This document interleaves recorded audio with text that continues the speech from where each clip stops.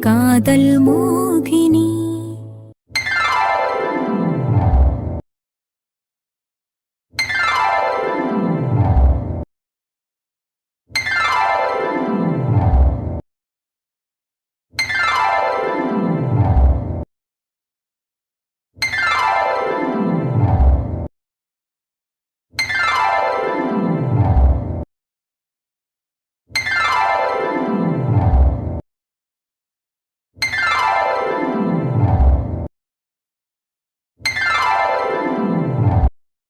என்ன சொன்ன?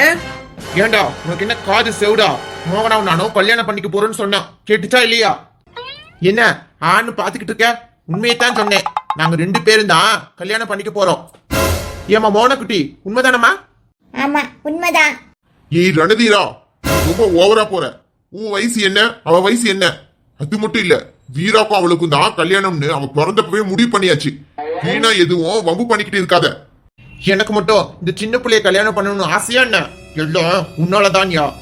என்னையும் என் பொண்டாட்டி கொலை பண்ண பார்த்ததுனால தானே நாங்க பிரிஞ்சோம். அவ எங்க இருக்காளோ இல்ல உயிரோட இருக்காளானே தெரியல. நான் எதுக்கு என் மீதி வாழ்க்கையை வீணாக்கணும்? விமலாவுக்கு தங்கச்சி இருந்தா கல்யாணம் பண்ணிருப்பேன்ல, அவளுக்கு அதுவும் இல்ல.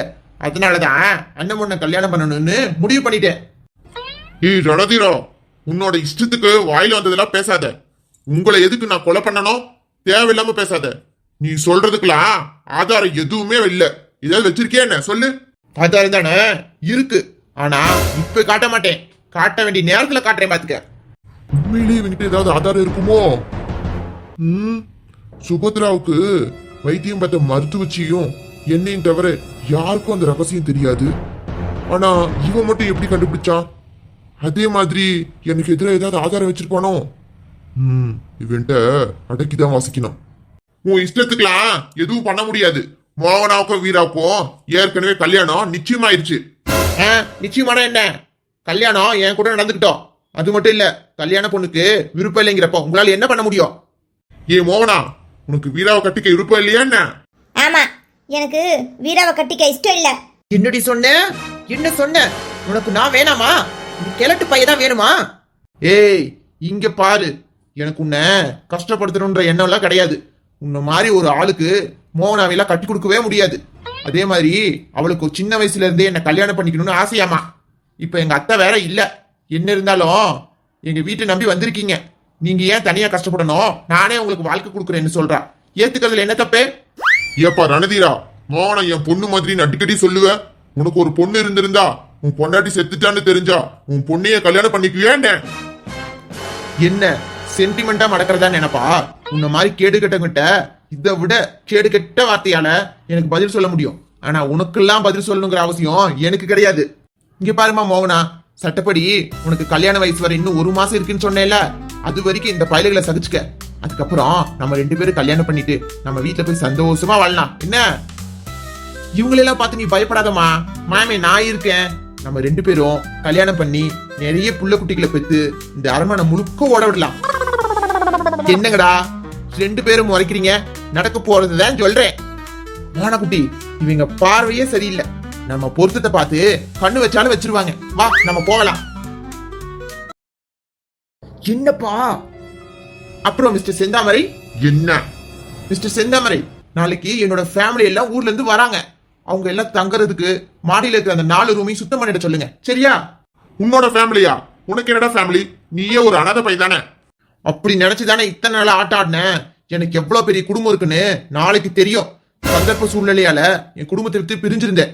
அதுக்காக நான் அனாதை இல்லடா.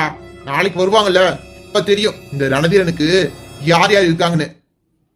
டேய் வீரா, உனக்கும் கடைசியா சொல்றேன், இனி மோகனாவை கல்யாணம் பண்ணணுங்கிற நினைப்ப தூக்கி போட்டு, வேணும்னா மோகனா கூட பிறந்த பேரை யாரு இருக்காங்களான்னு உங்க அப்பங்கிட்ட கேளு. அவனுக்கு தான் எல்லா டீட்டெயில்ஸும் தெரியும். அப்படி இருந்தா இந்த பொண்ணை நீ கட்டிக்க, நான் குறுக்க வர மாட்டேன். ஆனா மோகனா மேல உன் கண்ணு பட்டுச்சோ இல்ல சுண்டு விரல தொட்டுச்சோ பொசிக்கிடுவேன், ஜாக்கிரதை. என்னப்பா நடக்குதுங்க? நீ அன்னைக்கு சொன்னதுனாலதான் என் கல்யாணம் நின்னுச்சு. ஏன்னா அன்னைக்கே மோகனா கழுத்துல தாலி கட்டிருப்பேன், போலீஸாவது கிளீஸாவதுன்ட்டு. டேய் கொஞ்ச நேரம் அமைதியா இருடா, ஏன் இப்படி கத்துற? அப்பா, அவன் என் கண்ணு முன்னாடியே மோகனாவை இழுத்துட்டு போறான். உங்களை தரக்குறைவா பேசுறான். நீயும் பாத்துக்கிட்டு அமைதியா இருக்க. எங்க இருந்துப்பா அவனுக்கு இவ்வளவு தைரியம் வந்துச்சு? அதான்டா எனக்கும் புரியல. திடீர்னு வந்தான், ஞாபகம் மறதின்னா எஸ்டேட் போனா, அப்புறம் ஞாபகம் வந்துருச்சுன்னு வந்து இந்த ஆட்டம் ஆடுறான். அது மட்டும் இல்ல, அப்பா உனக்கு தெரியாம சில விஷயம் எல்லாம் செஞ்சிருக்கேன், அத கூட கரெக்டா சொல்றான்டா. எனக்கு இவன் மேல சந்தேகமா இருக்கு. சந்தேகமா இருக்குன்னா போட்டு தள்ளிக்கிட்டு போயிட்டே இருக்க வேண்டியதானப்பா. நம்ம வீடு, நம்ம சுத்தி இருக்கிற எல்லாருமே நம்ம ஆளுங்க, நம்ம இடத்துல இருக்கான். ஒரு நிமிஷம் ஆகாது அவனை கொல்றதுக்கு. ஏன் இவ்ளோ யோசிக்கிற? இல்ல வீரா, இவன் வேற ஏதோ பக்கா பிளான்ல இருக்கான். என்னமோ நடந்திருக்கு, பார்க்கலாம். நாளைக்கு அவன் வீட்ல இருந்து யாரு வரேன்னு சொல்றானோ அவங்களையும் பார்த்துட்டு மொத்தமா இவனுக்கு முடிவு கட்டணும். அடுத்துதான் என்ன செய்யணும் திட்டம் போடணும். அது சரிப்பா, இந்த மோகனாக்கு எங்க இருந்துப்பா இவ்ளோ தைரியம் வந்துச்சு? எல்லாம் அவன் கூட இருக்கிற தைரியம் தான்டா. அவ இத்தனை நாளும் நம்ம கிட்ட அடங்கி இருந்ததே நம்ம மேல இருக்கிற பயத்தினாலதான். அது இப்ப போயிருச்சுன்னு நினைக்கிறேன். திரும்ப அவளுக்கு மரண பயத்தை காட்டணும். அப்படி காட்டினாதான் நம்மளுக்கு அடங்கி இருப்பா. என்ன தைரியம் இருந்தா ஏன் முன்னாடி அவளை கல்யாணம் பண்றேன்னு சொல்லுவா? இது சரிப்பட்டு வராது. போலீஸ் கேஸ் எது வந்தாலும் பாத்துக்கலாம். உடனே அவ கழுத்துல தாலி கட்டி என் பொண்டாட்டி ஆக்கணும். அவளை நம்ம கைக்குள்ள கொண்டு வர்றதுதான்ப்பா ஒரே வழி. அதுக்கு என் அம்மா தான் இருக்கிற கடைசி வழி. அம்மாவை காட்டி மிரட்டி ஏதாவது சொல்லி கல்யாணத்துக்கு ஏற்பாடு பண்ணுப்பா. விடு வீரா, இன்னும் 1 மாசம் இருக்குல்ல, அதுக்குள்ள என்ன வேலை நடக்கலாம். அப்பா இருக்கேன், உனக்காக தான் நான் இத்தனையும் பண்ணேன். உன்னோட ஆசையை நிறைவேற்றாம விட்டுருவேனா நானு? நான் இருக்கேன், நீ கவலைப்படாம போ. என் புருஷன் இவ்வளோ கொடுமைக்காரரா இருப்பான்னு நான் நினைச்சு கூட பார்க்கல. பச்சை குழந்தை கொல்ற அளவுக்கு கொடுமைக்காரனா என்னால யோசிக்கவே முடியல. என்னதான் என் தம்பி சாவுக்கு அவர் காரணம் இல்லைன்னு அவரே சொன்னாலும் அதுக்கு அவரோட சூழ்ச்சி ஏதாவது இருக்குமோன்னு மனசு அடிச்சுக்கிட்டே கிடந்துச்சு. ஆனா என் தங்கச்சி புருஷனையும் தங்கச்சி இவர் தான் கொன்னாருன்னு நினைச்சுக்கிட்டு இருந்தா. இப்ப இவ்வளோ கெட்டவரா இருக்காரே. எனக்கு கட்டின புருஷனும் சரியில்லை, பெத்த புள்ளையும் ஒழுங்கா வளர்க்க முடியல.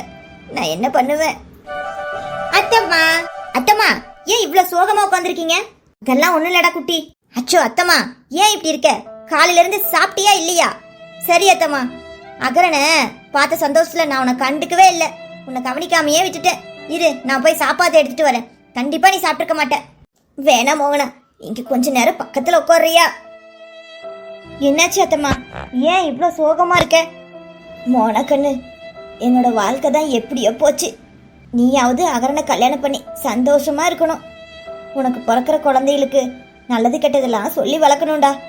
எப்பவுமே இந்த அத்தம்மா உனக்கு துணையா இருப்பேன்.